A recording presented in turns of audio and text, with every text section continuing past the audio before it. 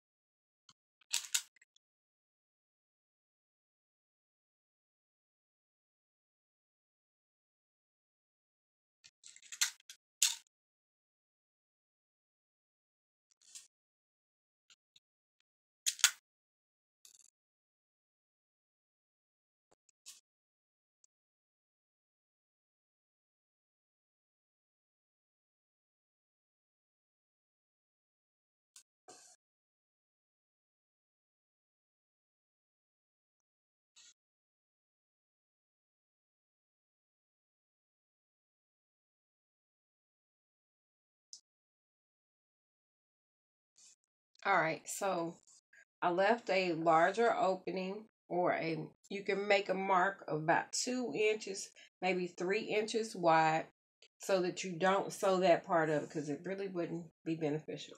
And I'm gonna actually flip the satin side down, because if it doesn't fit in at any point, the feed dogs from the presser foot will help push it into place.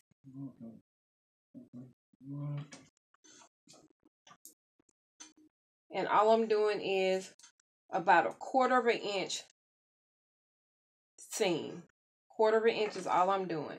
You can do a little bit more if you need to, but 1/4 inch is fine, because I'm going to actually, that'll avoid me having to do trimming afterwards. Make sure you back stitch when you start. In this part, I am not going to be talking, but I'll just be sewing.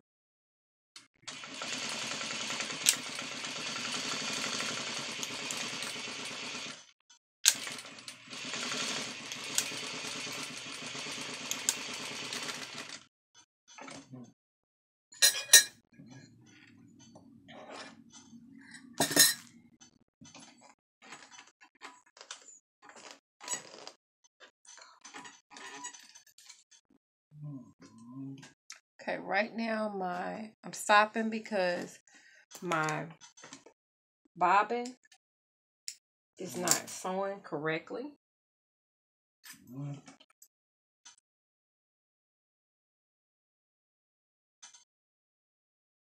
I'm just gonna, I may end up doing it. It's enough on here to make it, but for some reason it decided it wanted to catch.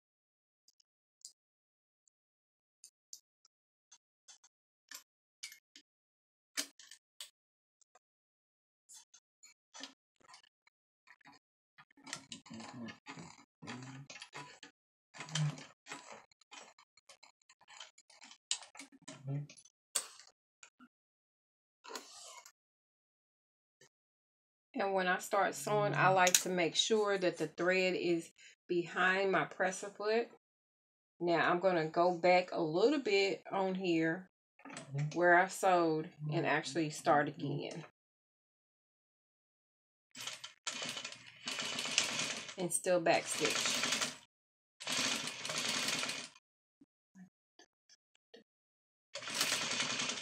Yep.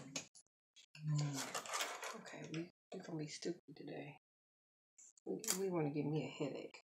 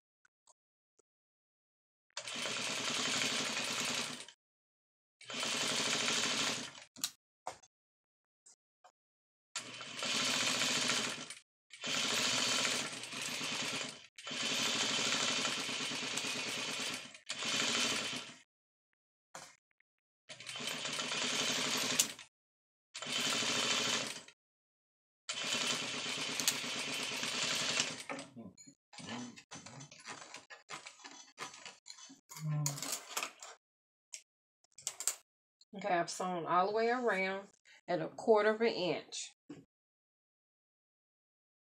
Now, I'm going to go ahead and turn you around, and I'm going to actually press it.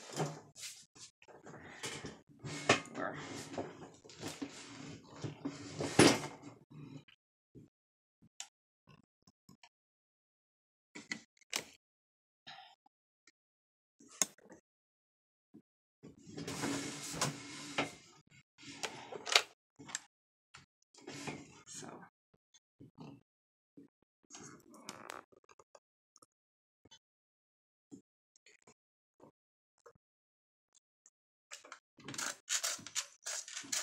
I like to press my seams before I turn it. And then I'm going to double check and make sure that it caught really good on the other side, because fabric still can shift on you.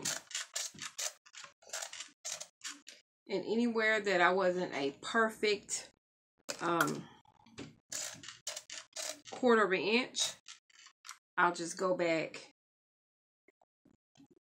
and trim that area if I need to. Because you're never perfect, but you can make it work and make it look good, and nobody ever know. Now, I will admit, I love using my iron that I have, because it's cordless, so I am not as hindered. So I'm double checking, making sure the stitches are good all the way around. That I caught both pieces of fabric. Okay. All right. So next, you'll just basically turn it out, and I'm going to actually iron it again.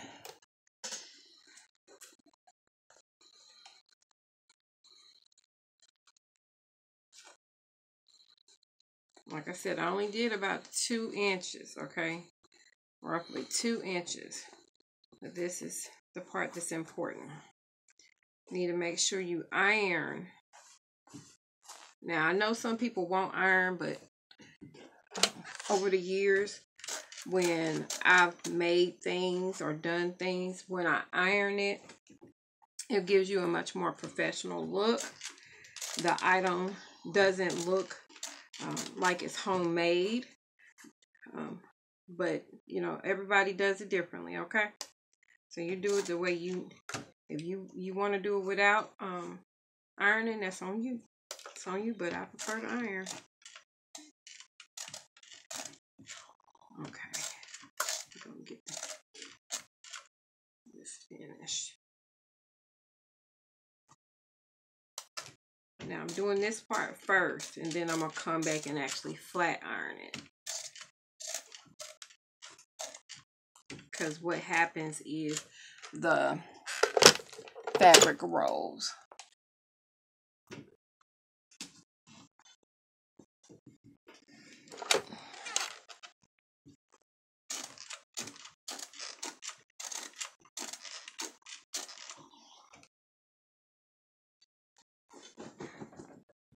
All right. Now your seams may seem to roll. That's another part of the reason why I kind of flat iron the seams as much as possible, because the seams will roll. So you want to kind of roll them where you have more of your top fabric, not your lining fabric, is to the top, and then flat iron it. You're getting it prepared to do that top stitching you need to do around the edge. Well, you don't have to do the top stitching, but you want it neat as possible. So some people don't probably worry about it.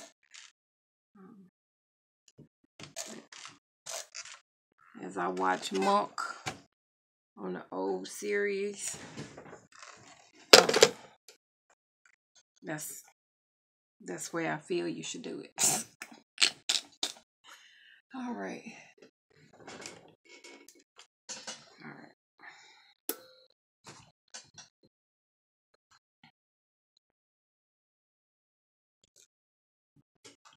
Roll it.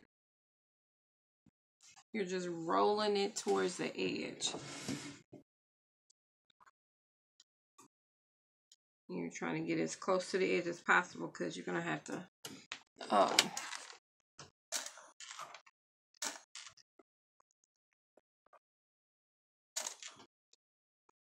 you're going to have to top stitch anyway when it comes to the opening of your project. So if you get as far to the edge as possible, it'll come out even much neater. So when you get to the point where there's the opening, you want to turn your seam in 1/4 of an inch on both the top and bottom. You may have to iron it separately, but if you don't, then you're good to go. But you want to iron it with 1/4 of an inch.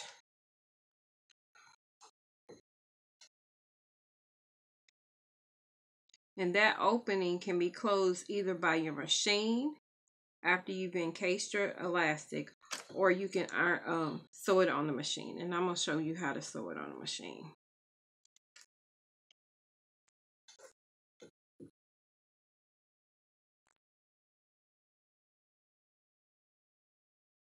Some people will call this finger rolling the seam to the edge. I'm just trying to get the seam as close to the edge as possible. And I'll do a close-up so you can see what I am actually doing.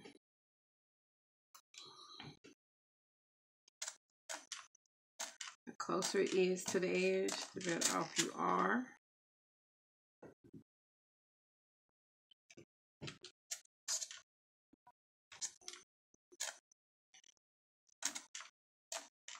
This is a great, once you get comfortable sewing straight lines, this is a great project you can do for yourself. It's really quick because it's really only your sewing machine, sewing in a circle, and a piece of elastic. That's it. And you'll be done. All right, so now you're going to have to, I'm going to go ahead and pin around my edge. The reason why I'm pinning it in place, hold on, adjust myself.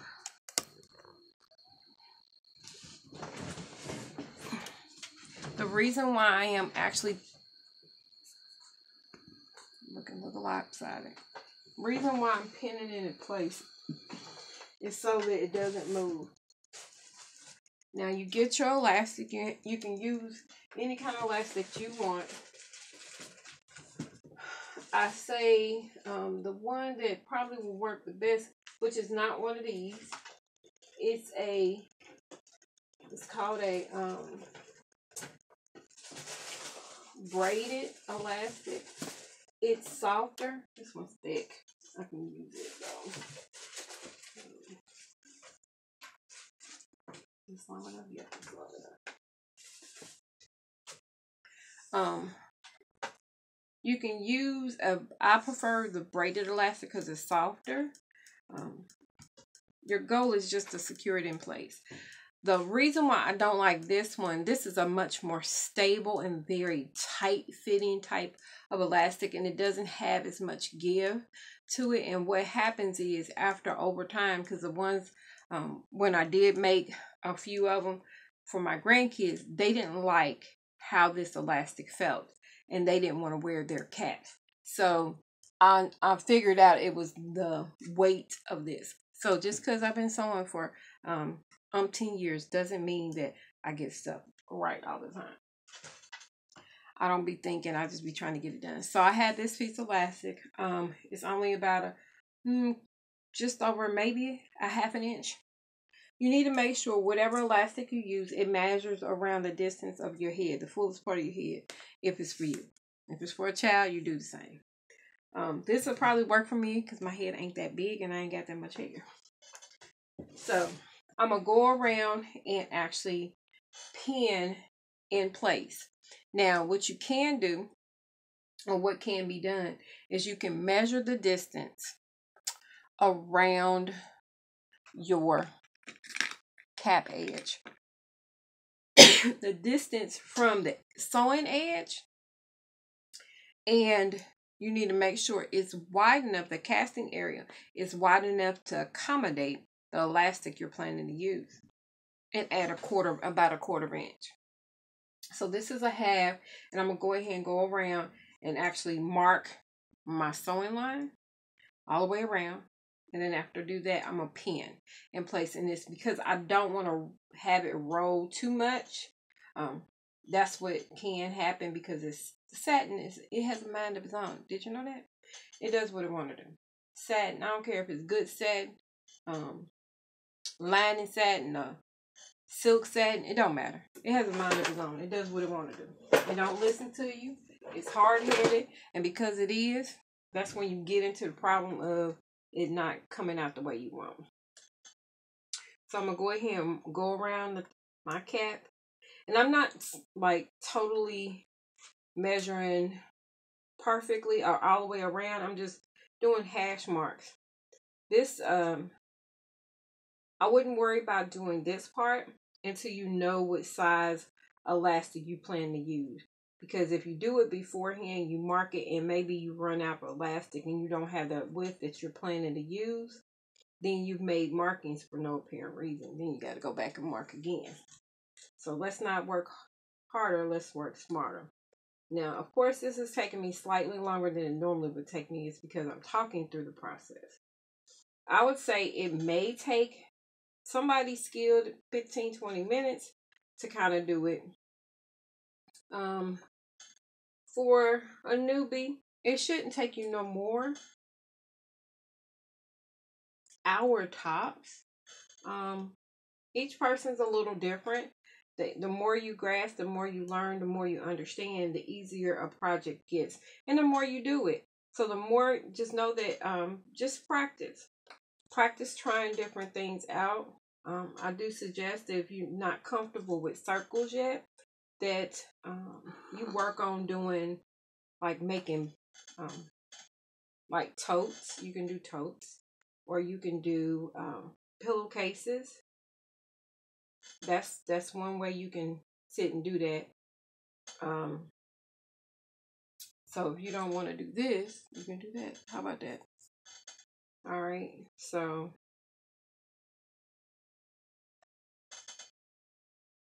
we're gonna get this. I'm almost around.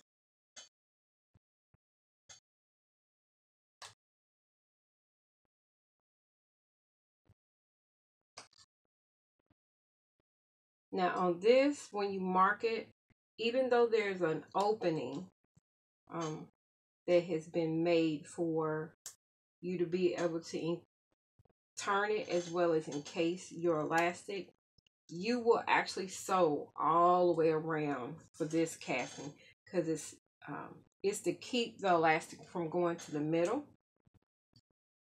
That's the purpose of this one piece of elastic. It's not there for anything else, and that's why I'm gonna go ahead and pin. I'm gonna actually do that pinning off camera, and then we're gonna sew this and sew it up, and you'll be good to go. Okay, so hold on a minute.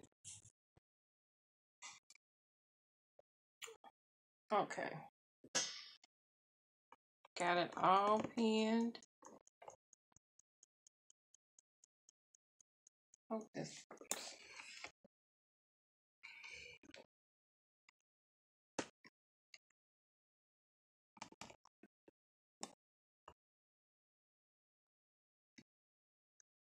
Well,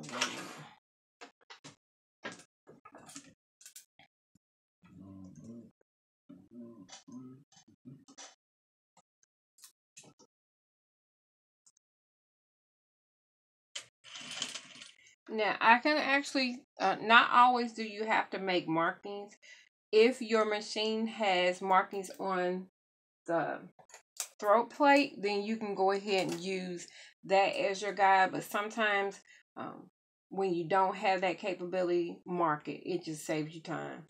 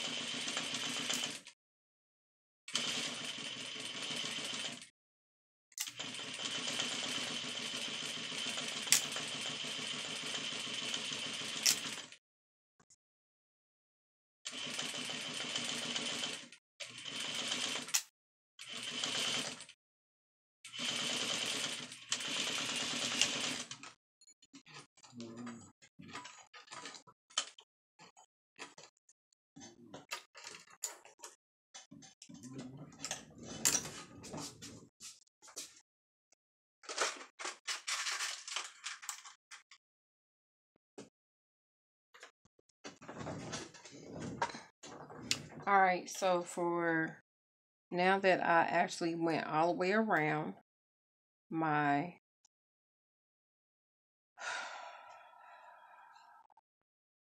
darn thing, don't want to come out.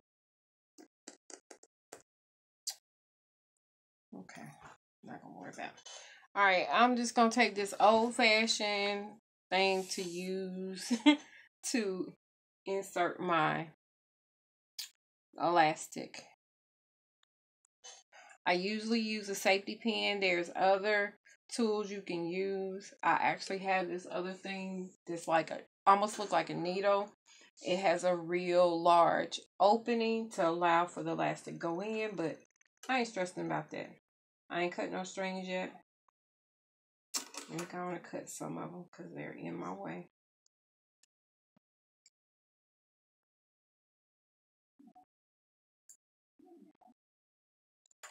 All right. So find your opening that you have, that you put in, and you go ahead and fish it through.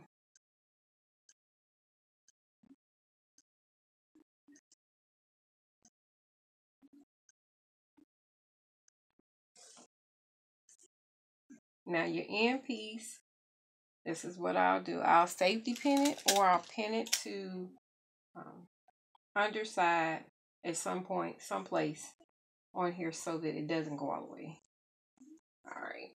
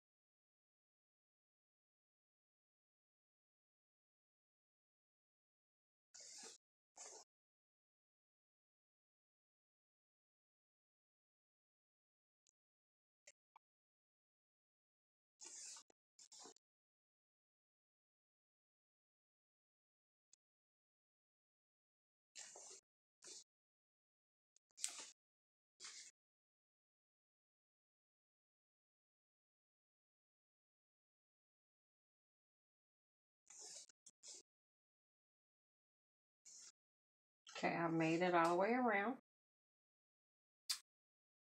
I will take my piece of elastic or pin out. Make sure I take my elastic to join it.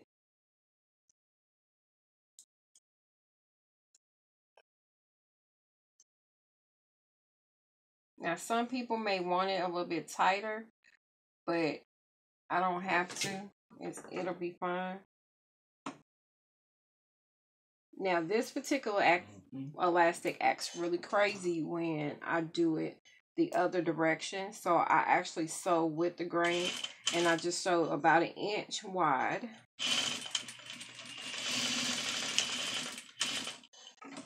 Back and forth. So it's about 1 inch overlapped. It's about 1 inch overlapped, and I sewed the distance.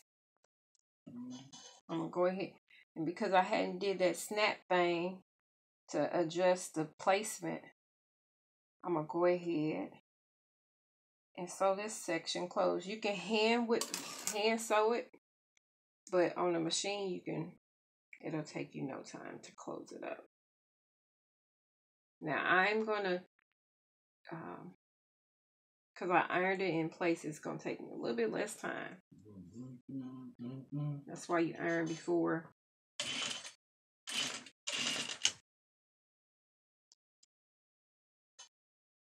And all I'm doing is making sure that my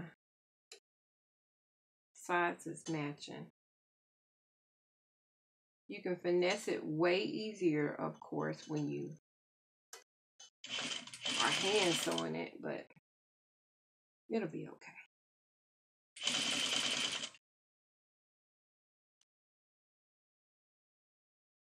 Stretching, folding, pulling, adjusting, sewing.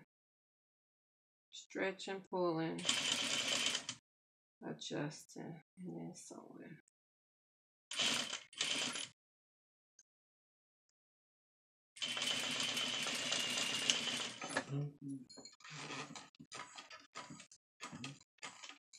All right.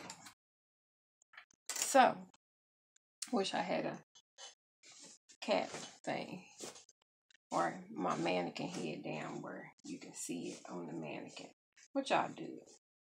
So, that is your cap. Each person is going to be a little different. Some people want it a lot tighter. I don't like it as tight. That's only because I'm not used to having stuff on my head. But I probably need to start wearing the cap again. But here you go. Cap all done. Nicely done. Some people have it a lot tighter than this. But like I said, I measured it to my head. Some people like it way tighter. But if you have a decent elastic, mine will probably slide off, which I'm fine with. I probably shouldn't be fine with it. But make sure you do the elastic to the definition or the diameter of your head and then pull it down probably about 1 inch to 2 inches. If you want it really tight, don't do no more than 4 because you don't want to have a brain situation. Oh, Lord. So we are. All right. So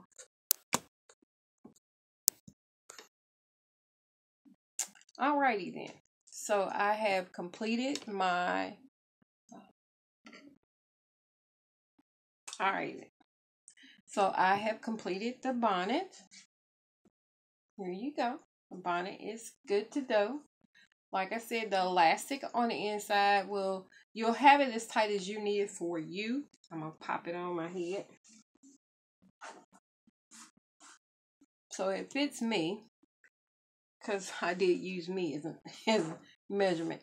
Now it's not as big because the size of it is only 9 inches. For an adult, it'd be better to do roughly a 12-inch diameter circle.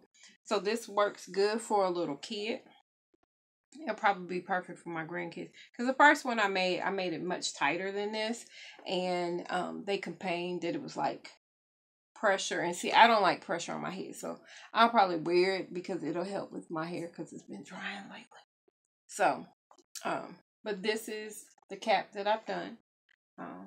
If I don't end up, doing something with it, who knows? I'll have more than one in this print because I actually still have some more fabric. So I'll be making a couple of them because I want to get rid of the fabric, y'all. Y'all know me. So I hope this information has been good for you. I appreciate you watching. Appreciate you tuning in. Make sure if you haven't already subscribed to my channel, make sure you do. Bring a friend, let somebody know, let them know what I do. Because you may see not only sewing tutorials, but you also see different designs that I do, or I'll show them off when I'm doing collections and all. So I appreciate y'all. I will catch y'all the next time. Y'all have a wonderful evening and or whatever time it is of the day for y'all, because y'all can tell it's nighttime right now. For me, it's nighttime. So I'll catch y'all later. Much love. Leslie of LesAnn Creations. Deuces.